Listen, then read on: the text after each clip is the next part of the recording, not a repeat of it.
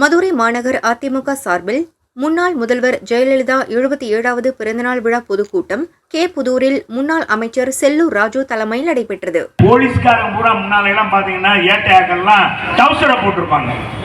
பாத்தீங்களா? டவுசர் போட்டிருப்பாங்க. இந்த டவுசருக்கு பேண்ட மாத்துறது அம்மா தான்.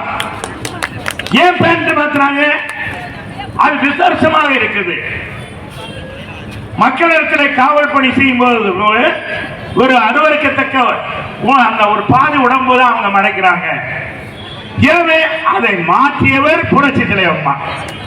இப்பெல்லாம் மாமியார் மருமக சண்டை முடிஞ்சு போச்சு. இப்ப கணவன் மனைவிக்குள்ள சண்டை நடக்குது.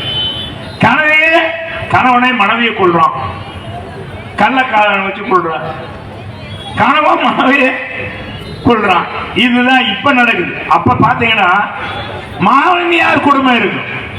மாமியார் கொடுமை என்றது மிகப்பெரியதா இருக்கு. இது அதாவது மட்டுமல்ல, மாமனார் கொடுமை. இதையெல்லாம் விசாரிக்க மகளிர் காவல் நிலையம் கொண்டு வந்தவர் புரட்சி தலைவர் அம்மா.